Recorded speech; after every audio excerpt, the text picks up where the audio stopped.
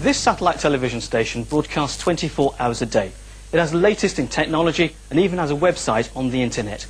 It has a potential audience of 10 million. But in its schedules, you won't find soaps, tacky quiz shows, or any music whatsoever. Muslim Television Ahmadis, or MTA, transmits religion to its followers, some of whom are persecuted and living in the shadow of death.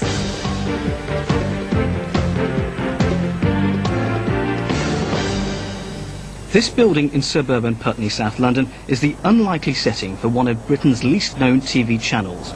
Mirza Tahir Ahmed, supreme head of the Ahmadis, is surrounded by bodyguards as he prepares to broadcast from the movement's London mosque.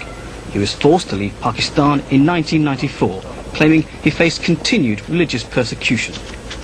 I cannot declare myself as a Muslim. I cannot perform my responsibilities as head of the Ahmadi community.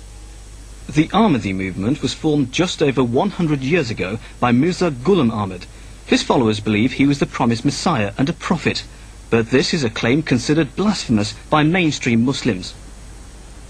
In 1974, Pakistan's Prime Minister Zulfikar Ali Bhutto passed an amendment declaring Ahmadis as non-Muslim. 10 years later, General Zia dealt a further blow to the Ahmadis when he banned them from reciting their affirmation of faith known as the Kalma.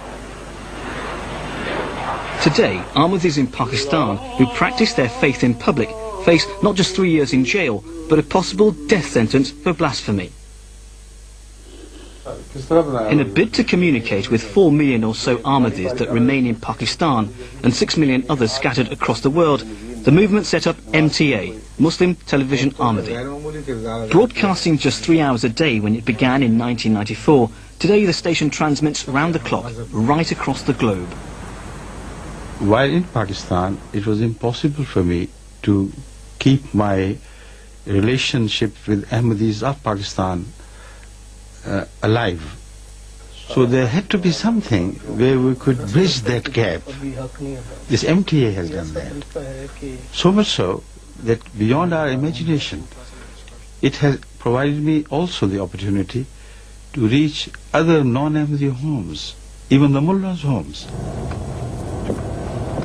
Nasir Ahmed is the chairman of MTA and, like many of his colleagues, juggles a business career while working as a volunteer in the station. We are totally self-funded community. We do not have any political or any national support from anybody. We work for MTA as part of our commitment to the community. And we learnt this business just by experiencing, just by experimenting. We are all volunteers, not professional television people.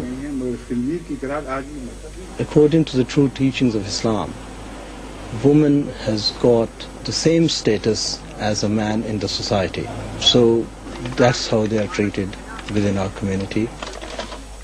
In MTA, for example, our scheduling team is formed of ladies, and so is the editing team. In this department, which we call Programming Scheduling Department, we have to break down the programs for the next 24 hours.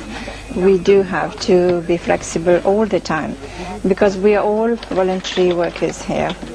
Once in the morning when the girls come, they take a day's work and the different programs are put together and the time segment are set and prepared, and finally it has to be typed.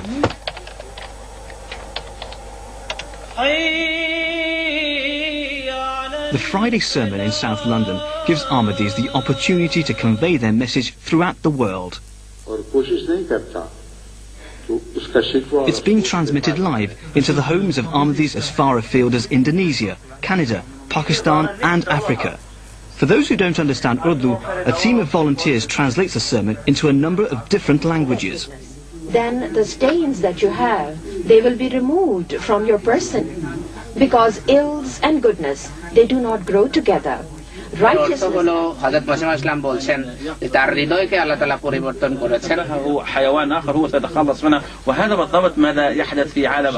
Et Dieu alors lui donne le salut. Voilà l'enseignement suprême qui nous a été offert. The mix of programming reflects the station's desire to appeal to the widest audience possible. We have programs in Norwegian, in German, in French, in Arabic. So we cater for all people around the world. For example, in Africa we have communal stations set up for people from the bush to come and watch the television. We have homeopathy classes on our television. And of course language classes in which various languages of the world are taught. And cultural programs of global nature. And of course other religious programs as well.